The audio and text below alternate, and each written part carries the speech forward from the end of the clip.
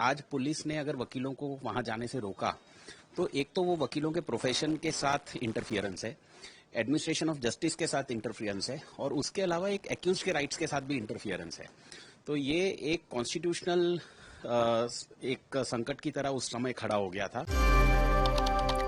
દેડિયાપાડાના ધારાસભ્ય ચૈતર વસાવા હાલ વડોદરા જેલમાં છે, પરંતુ જે રીતે શનિવારે આખો મામલો સામે આવ્યો અને પછી પોલીસ એમને લઈ ગઈ, કારણ કે પછી જે દેડિયાપાડાના હોય કે પછી આદિવાસી સમાજ જે રસ્તા ઉપર ઉતરી આવ્યો હતો એ પછી પોલીસ એમને વડોદરા લઈ ગઈ અને વડોદરા જેલમાં અત્યારે રાખવામાં આવ્યા છે। અને એ જ સમય દરમિયાન પોલીસે જે રીતે રિમાન્ડ માંગ્યા હતા પરંતુ કોર્ટે રિમાન્ડ ના મંજૂર કર્યા, એ પછી ક્યાંક હવે ધીમે ધીમે મામલો છે તે ઉગ્ર બનતો જાય છે અને હવે તેમના વકીલ પણ સામે આવ્યા છે। પરંતુ અત્યારે એ સામે આવ્યું છે કે ચૈતર વસાવા ने जामीन મળવા અત્યારે ક્યાંક અશક્ય લાગી રહ્યા છે। નમસ્કાર, આપ જોઈ રહ્યા છો નિર્ભય ન્યૂઝ અને હું છું આપની સાથે રિદ્ધિ।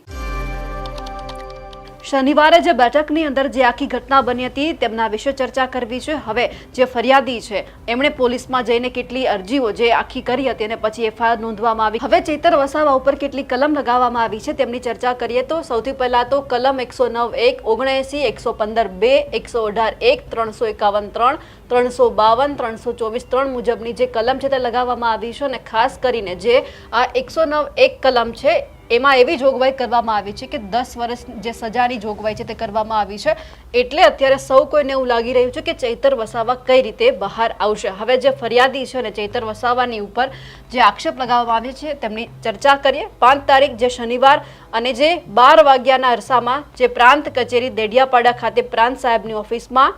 એટીવીટીની મીટિંગ હતી, તે દરમિયાન આ કામના ફરિયાદી એટલે કે ચૈતર વસાવા તથા એમના સાહેદો તથા કામના આરોપી પણ મીટિંગમાં હાજર હોય। તે દરમિયાન આ કામના આરોપી ચૈતરભાઈ વસાવા નાઓએ ફરિયાદી તથા સાહેદ પ્રાંત સાહેબને જણાવેલ કે મારા માણસોની એટીવીટીની સભ્યમાં નિમણૂક કેમ કરવામાં આવેલ નથી અને મારા પાસે નામો કેમ માંગવામાં આવ્યા નથી તેમ કહીને અચાનક જે ચૈતર વસાવા છે એટલે કે જે ફરિયાદી એમણે એવું કહ્યું કે તે અચાનક જ સાગબારા તાલુકા પંચાયતના પ્રમુખ જે ચંપાબેન છે ઉગ્ર થઈ ગાળાગાળી કરી સાહેદ મહિલાને અભદ્ર ભાષામાં ના શોભે તેવા શબ્દો બોલતા આ કામના જે ફરિયાદી છે એમણે રજૂઆત કરી અને એમની સાથે જે ચૈતર વસાવા છે અચાનક ઉશ્કેરાઈ ગયા અને સાહેદ પ્રાંત સાહેબના ટેબલ ઉપર મૂકેલ પોતાના મોબાઈલથી ફરીને છૂટો મારી માથાના ભાગે ઈજા કરી તેમજ સાહેદ પ્રાંત સાહેબના ટેબલ ઉપર મૂકેલ કાચનો વજનદાર ગ્લાસ હાથમાં લઈ ફરિયાદીને માથાના ભાગે છૂટો મારતા જે વખતે હાજર પોલીસે હાથ આડો કરતા ફરિયાદીને માથાના ભાગે ઈજા થતા રોકેલ। જે વખતે કાચનો ગ્લાસ તૂટી ગયેલ, જે તૂટેલ કાચનો ગ્લાસ લઈ ફરિયાદીને મારી નાખવાના ઈરાદે આરોપી ગ્લાસ લઈ ફરિયાદી પાસે જઈ આજે તો તને મારી નાખીશ તેમ કે તૂટેલો ગ્લાસ ગળાના ભાગે મારવા જતા ફરિયાદીએ જેમ તેમ કરી પોતાનો જીવ બચાવેલ અને આ કામના આરોપીએ પ્રાંત સાહેબની ઓફિસમાં રહેલ ખુરશી તોડી નાખી ઓફિસની બહાર જતા જતા ફરિયાદીને કહેલ કે તું ઓફિસની બહાર નીકળ, હું તને જીવતો નહીં રહેવા દઉં તેવી ધમકી આપી ગુનો કર્યો તે વગેરે બાબત આમાં ક્યાંક ઉલ્લેખ કરવામાં આવ્યો છે। પણ હવે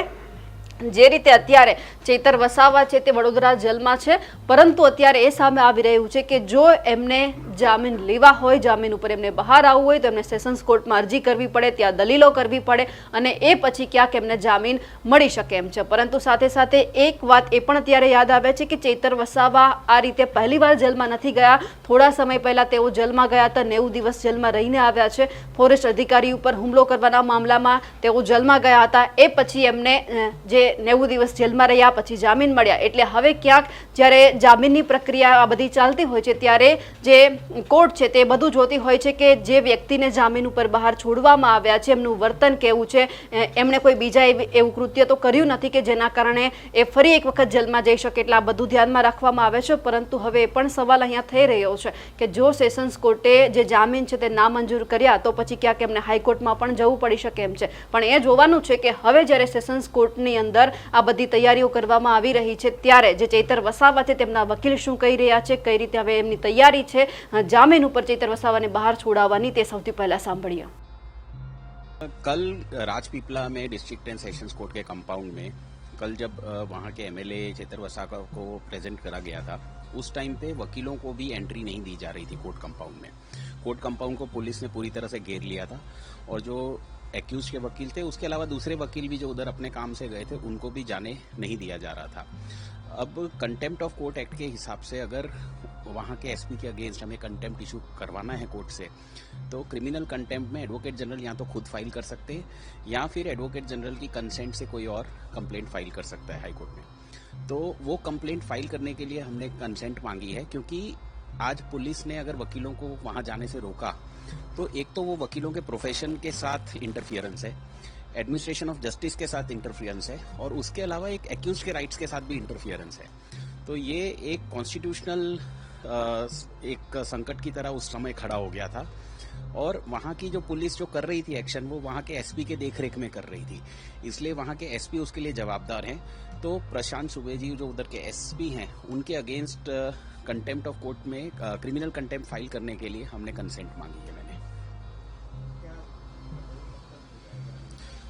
देखिए, प्रक्रिया ऐसी है कि सेक्शन 15 के हिसाब से हमने एप्लीकेशन आज एडवोकेट जनरल को ईमेल कर दी है।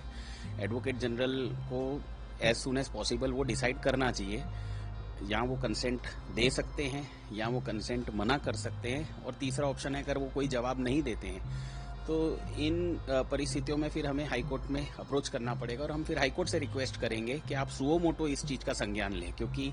आपने सबने वीडियो में देखा होगा, एक वकील तो वहां पे पुलिस के पैरों में पड़ गया था कि हमको अंदर जाने दो। मतलब अगर ये देश में स्थिति खड़ी हो जाएगी